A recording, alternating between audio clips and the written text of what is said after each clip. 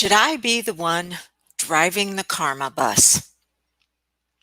That's what I had to ask myself here recently because the part of me that I call Miss Social Media Snarky came out and did so on purpose to go after somebody that had posted something that came after me. Okay, so here's what happened.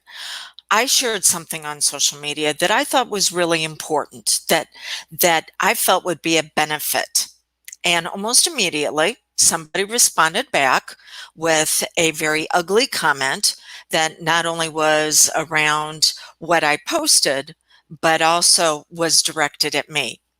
And let me tell you, it didn't take me long at all, just a few seconds, to be able to put together a response back that not only refuted the person's claim, but also triggered their wound on purpose, because I could tell what their wound was, what their fear was, and I triggered it on purpose. And then I hit send.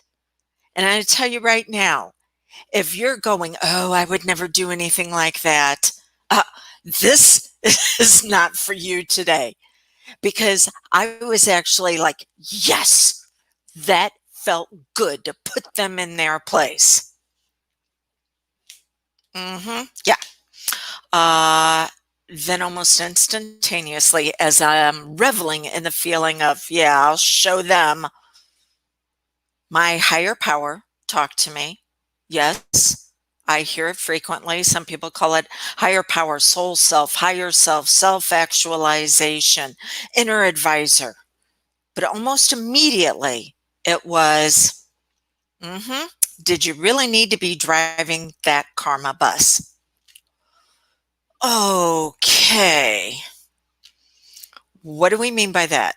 When we get triggered by someone else's actions, we're being triggered typically because of one of two things. Either our values have been violated or our fear has been engaged.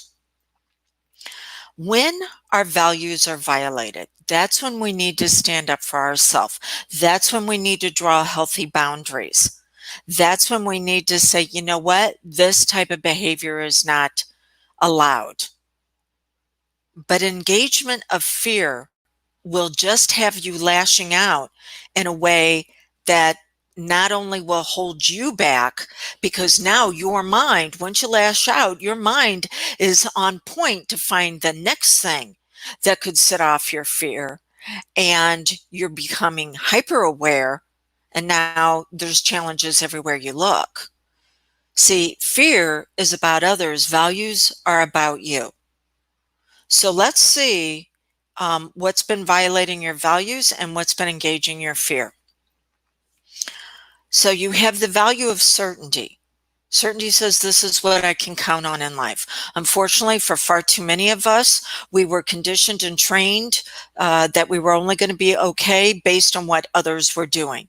What we really want to achieve and experience is a sense of security that says if it is to be, it is up to me. Then from there, we move into freedom, to where we have choices. But if we feel like our choices are being taken away, then there's going to be a lot of drama, instead of saying, okay, how do I need to put down healthy boundaries to be able to say, this is my values and I have a right to them. From there, we move into worthiness. Worthiness shows up dysfunctionally as saying, I either need to martyr myself for others for them to be okay, or I need to save them because they can't do it all on their own.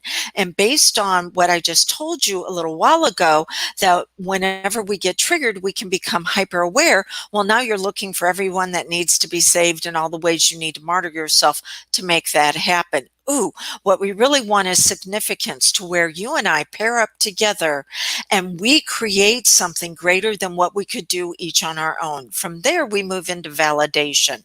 Validation shows up dysfunctionally as saying, I need to hold myself back so others don't feel bad.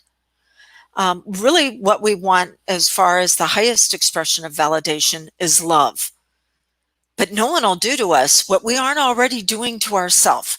We need to experience love for ourselves before we can truly love someone else. Now, that's what's known as the core four. And over 80% of people bounce around on the dysfunctional sides down there. But there's three levels above this.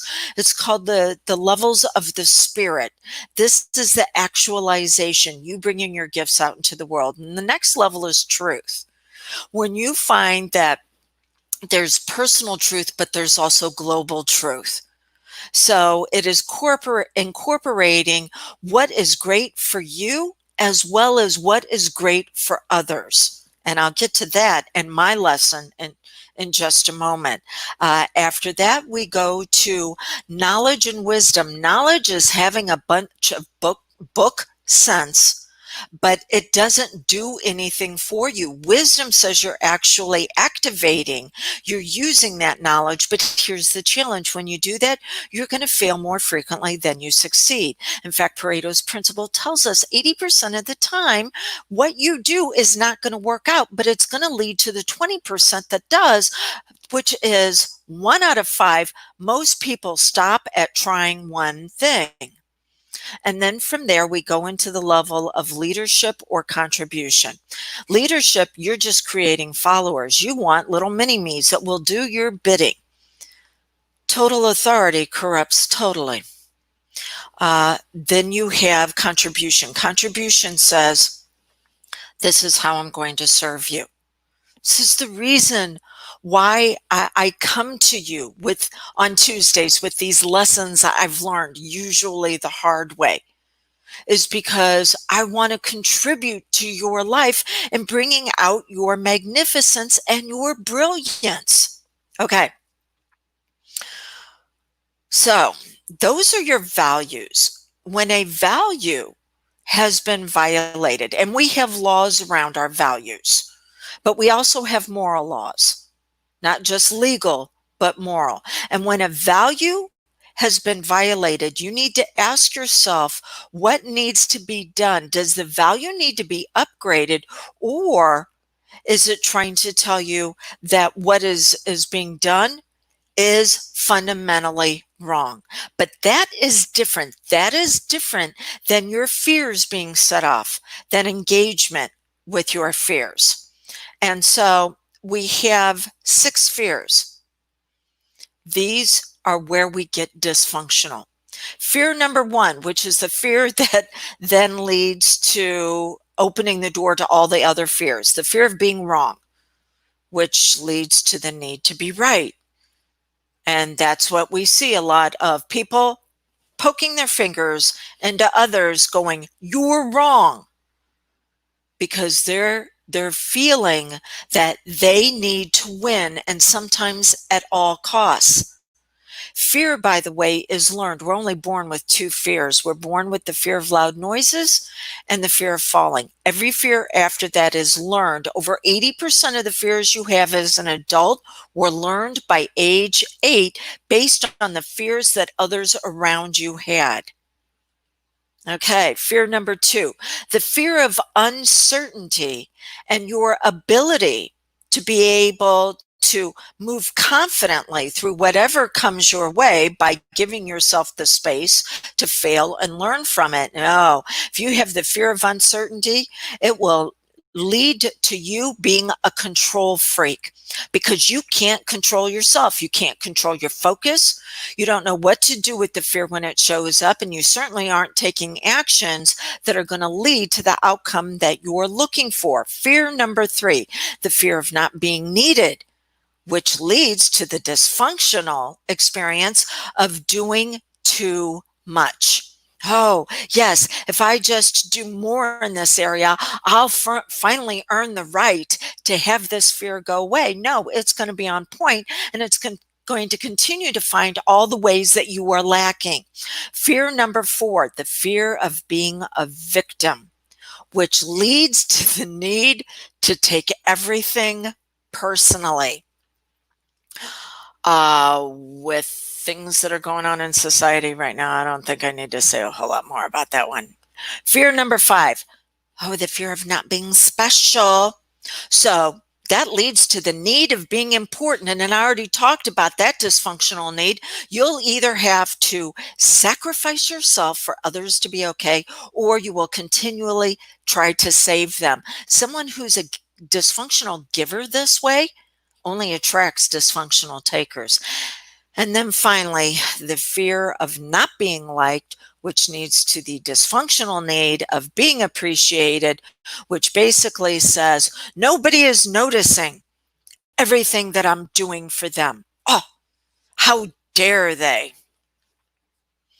All right, so when I was triggered, I had to ask myself, was it a value that was violated, or was it a fear that had been tripped? Because I'm driving the karma bus. I want my bus to drive because one of my values was not violated. I have no challenge in when someone violates a value and I feel like that we cannot continue in that experience together, cutting them out of my world. It's as simple as that. And I had allowed this person in to my world to be affected by their fear, which triggered mine. So I had to ask myself, what do I need to do right now to be better for me? And then after that, what do I need to do to be better for my family? And then after that, what do I need to do to be better for my friends? And then my community. You're part of that community. And then I had to take it to the next step. What does it mean for me to be better for my enemies to benefit? Not that I'm a doormat and they get to come in and do whatever they want, but the fact that I am going to lead by example. I am going to hold myself to a higher value system. Keep this in mind. Haters hate up, they don't hate down. Bitterness and resentment builds. And when it builds in them and they don't know what to do with it, they want to tear down the very structure that they feel is the barrier that is holding them back. I was the barrier to me. And I needed to be aware. I needed to get off that bus. And I needed to start being the best I could be. So what does it mean for you to be the best version of you, where your enemies would actually benefit from the better world that you are building? What does that look like? If you want assistance with this, I have a class coming up, virtual. Mission, Vision, Purpose, Path. Living your legacy of leadership now. But here's the caveat to that. This class is only available to people who have already worked with me privately. Why would I do that? Because in this workshop, I'm showing them the tips, tools, and techniques I have used for what's known as transfer of authority or transfer of power. Transfer of authority and power for the pyramid, as well as how to optimize fear and use it as extra energy to be their very best. And that can only take place when they've already worked with me and they understand the system that I've used. That sounds like something you might want to pursue. You can go to canhypnosishelpyou.com, see what it is that I offer, as well as my associates. You want to know that when you work with me, it's not just a one and done session. Our session is going to be 2 hours. The first half of it is going to be coaching around everything I just shared with you. And then the second half is going to be the hypnosis session where we begin to reveal who you really are, that upgraded identity that has always been there on what you value. It was just never placed in the correct internal environment for you to bloom and blossom into it. You then have a follow-up coaching call with me, anywhere from 1 to 3 weeks after your session, to where we're looking at accelerating your results. You also have access to a program called Life Mastery through self-hypnosis, to where I'm going to teach you how to do for yourself what I've done for you, because I want you to be empowered. I'm already starting the transfer of authority right away. That investment for your Rapid Results package is $497. This is not something to where, oh, I'll just be able to read a book, a few chapters of a book, and listen to a few videos and audios, and I got this going on. No, you've got a wound and a fear that is holding you back. The wound is keeping you from expressing your values. The fear is keeping you from moving forward. We need to bring that together and actually have it pedestal into your next level of success. And because of my expertise in doing that, there is an investment. CanHypnosisHelpYou.com. Okay, let's wrap up then with your plan of action. Start looking at what's been triggering you in the last 72 hours. Go through the values and say, is it because it's violating a value? And I need to understand how to have the fuller expression of me in a healthy way, drawing those boundaries, putting myself into a container to where I can have that expression of self. Or is it a fear? And if it's a fear, I'll be lashing out at others, trying to control them because I don't know how to do it for myself. And then follow up with the questions of how are you better for yourself today, for your family, for your friends, for your community, and finally for your enemies to benefit because you're building a better world. I look forward to working with you in building your brilliance even brighter, because the world's pretty dark right now. It needs your light more than ever before. Thank you for allowing me to serve you today.